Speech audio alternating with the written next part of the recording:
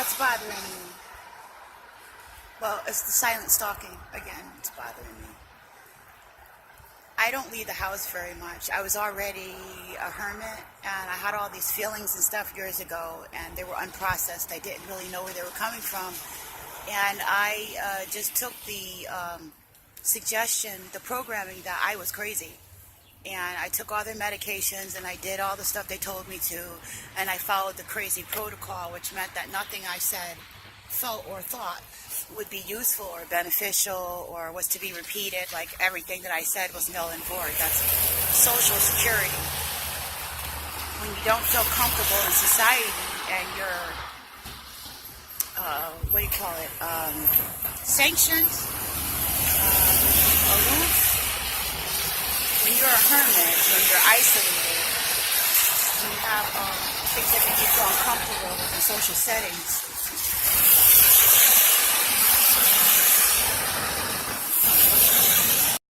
Okay. What's bothering me this morning? This is difficult. I'm out here. I'm used to staying to myself. For years I was a hermit. For years I thought I was crazy, but I know that I'm not. There's a government programming. It's gang stalking, monitoring your citizens and stuff like that. I'm having a difficult time getting this message out this morning. Why am I talking to you? I'm getting ready to go to the gym, and it's one of the places that I can find a way to relax. I don't leave the house very much anymore, like before. I thought I could overcome it, but I was met by gang stalking. Can you imagine thinking that you could overcome something that you entertain the idea that it's you? You want it to be you so that you can fix it, right? You want to listen to what they told you that it was, so it can be eradicated, so that you can have whatever quality of life that you possibly can. So you do that, and then you re-enter society, and you find out that it's not you, it was them the entire time. Hence the gang stalking program, Bridge the Skull technology. I'm headed to the gym. I keep seeing the same person, like they're putting the pressure on because the more you complain about it, or the more I withdraw from other situations that they have organized. Like when I was in college, I noticed that they were shipping people in, like there was and that they were formulating conversation and that street performance crap around me, and I'm empathic. I can feel that to the nth degree. And it's really horrible when you can't get the people to admit that they're doing it, but you still have to follow through because everybody around it, you're going to be the one that seems like they're out of line. Because they know what's going on, but other people around don't. So you still have to play your part and act like you don't know that they're street performing and lying and stuff like that. Most of the time, you have to ignore it because they can't even admit it. So I go to the grocery store and I have people putting all bright dental stuff in my cart, blocking me off, starting arguments, accusing me of wanting to hit their children. I've posted some of the things that have been happening to me on a normal, everyday stuff online. My dog was stolen. They have, what do you call it, neighborhood watch. The neighborhood watch is tainted. Those people are watching me, and I'm not trying to watch them or hurt them or do anything to them. But they have a job and a paycheck. They have a purpose. And their purpose is to mess with me.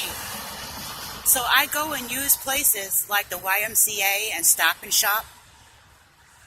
I have to do grocery shopping. I have children that have to eat. I have to eat. I don't have a grocery store.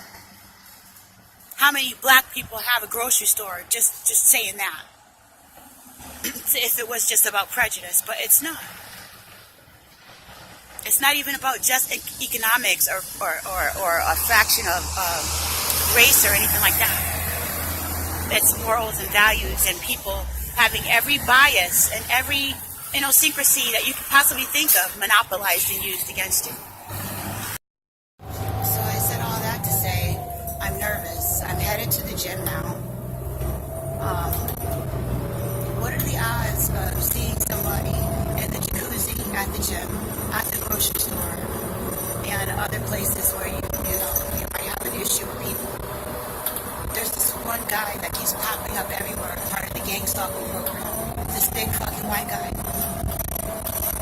I'm gonna ask you, if you're part of the gang stalking program and you feel like you're doing it for moral reasons, how would you feel if your wife or your daughter or your mother left the house and she had this big black or white guy, some man, following her around wherever she went? In the grocery store, he pops up when she has a problem with the store manager. Not there to help her, but this goofy, stupid Elmer Fudd smile on his face. And you know he's military. You can smell his military background all over him. And he's in the jacuzzi when you show up at the gym. And he's someplace else. And I can't report it. I can't report him for following me and making me feel uncomfortable. I can't report him. Imagine waking up in the morning, the gang stalking program, deciding not to put on your panties and going to the gym, choosing a locker that you usually put your clothes in, and finding a pair of panties on the top of the locker. That's what I'm walking into. I'm still alive. I gotta eat. I gotta go to the grocery store. I gotta relax. I want to have some semblance of life. I'm going to the gym. These are places that we pay for with our money that we earn.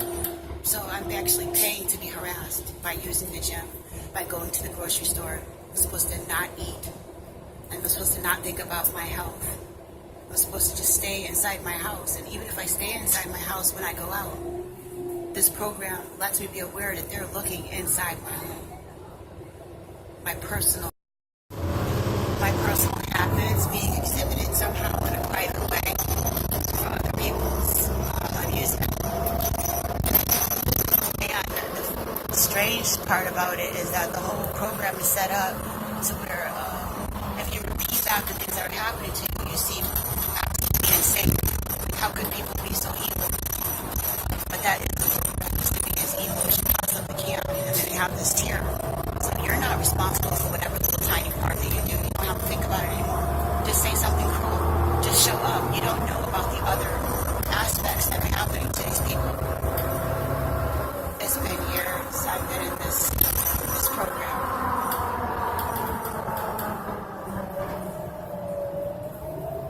I just want to go to the gym and relax and enjoy what I paid for.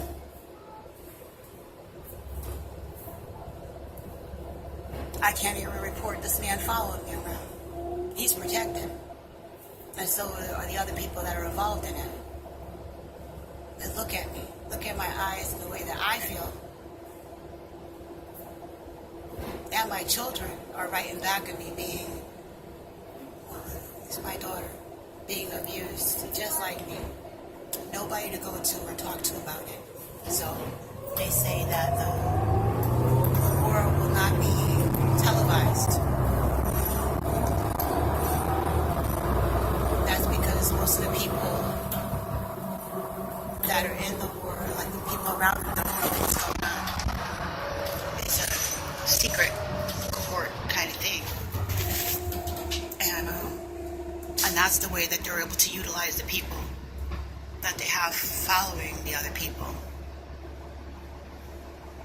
If you keep it a secret, you can't get details. You can't figure out that what you're doing is wrong. You can't find out different aspects of it. Anyway,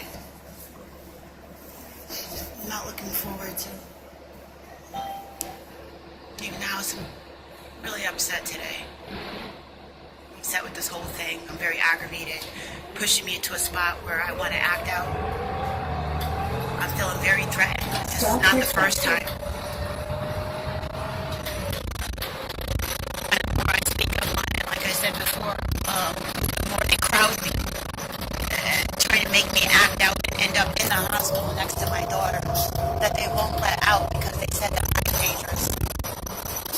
But they're doing all kinds of things in covert ways to try to make me act out and appear like I'm dangerous or crazy or a psychotic. And I am not. It's these people that they have utilizing this program that are the ones that are psychotic and dangerous. So, getting ready to go to the gym. This is just in case I have to, I don't know what. This guy's part of the military. It's just little old me. But, so I'm just checking out these dynamics, right? Law of attraction. If I defend myself, then I'm asking for trouble. I'm bringing things to me. I'm ignoring it. It won't go away. They want you to know that they're there, so they'll do things and agitate. And if you complain, they add on more people. See, the part that's ludicrous, that's really aggravating me, is that him being military and having this police protection and stuff, he knows what he's doing, and he knows I know what he's doing. That's the object right now, to let me know that he knows that I know who he is and that I can't do anything about it, and that he's protected and he can keep doing what he wants to in these public places, and that he has support. The YMCA, Stop and Shop, literally walking up to me in the presence of these places and letting me know, you know, with all the cameras and everything, that he's there and who he is, like daring me to act out. And usually it's after someone else has already aggravated me as a part of the gang stalking program, like he's another stage of it, to interact with me and irritate me. So when it comes from these Operation Paperclip scientists that were indoctrinated into our society after World War, this is a pretty little bird, II, which many of us know never ended. It went into this cohort other stage where they could monopolize and dominate the rest of the population. And this one guy that I'm talking about, he's not the only one. There's a couple of guys that they have designated to pop up. There's another guy shows up, in my meeting. I don't go to meetings anymore. I go for self-help. I go there for self-help. And they use the people who have already messed up in their life that are there for self-help to harass me in the meetings. So now I don't want to go there either. Online. And it's all supposed to sound totally insane, pushing you overboard. That's why I said Operation Paperclip scientists. If you know about the torture, it doesn't matter what you do. They're just going to keep doing it. The object is to make you totally lose your mind, where you know that you're damned if you do and damned if you don't. You're just willing to do whatever they tell you to so that you're pliable. So whether they kill you or utilize you, you're just a piece of machinery. Organic, usable supplies. Corporate America. They want to utilize your ideas and utilize your skills, but they don't want to have to deal with the mess of dealing with your personality or any of the other stuff that goes with it. They just want to steal and take, even if it's your soul. It's not a plea, because they don't have hearts, or they wouldn't. If they had hearts, or they were in touch with their humanitarian side, they wouldn't be doing what they're doing. I couldn't do it. So it has to be something else. I've been standing here this whole time.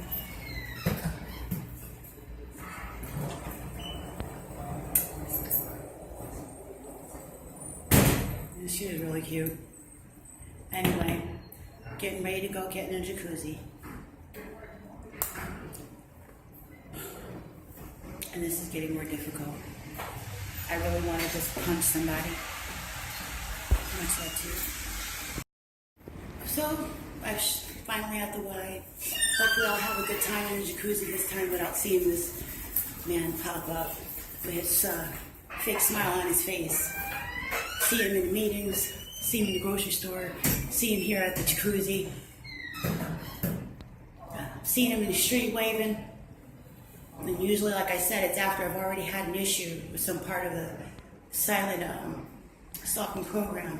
So It's just another stage of it, to be there to add another level of agitation onto it, hoping that I spark off and they can cart me away somewhere, dose me full of medicines, brainwash me, get me out of the way, do whatever they've been doing or whatever they did to me years ago, they're still doing to my child now. With her children that she has in foster care lined up for whatever else stage they have. So you think you have problems? Do you think you have no one to talk to about your problems? Or that things that you're going through are difficult to explain?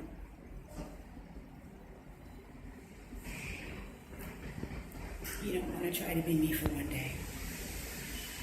But I'm going to be like water right now and get wet. Do my Bruce Lee. Get my breathing on. Be close to the Creator, because that's what I have. That's my truth. It's not lying to me. It's not giving me fake looks. It's not utilizing places where I'm supposed to be safe. It's not getting people to lie on me, lie against me, manipulate. It's not getting me to seem like I'm crazy. And when I reach out for help, I'm hit over the head for it. I have no help. I have been in hell without help and told by the conscious community, you know, with our laws of attraction and all that stuff, our universal laws, be the help you want to see. I want to be the person that can help because I see there's no help. But there's something preventing me now from helping myself, let alone helping other people. Even explaining what I'm going through. I need help. My joy is to know that I'm a part of this breath, this truth.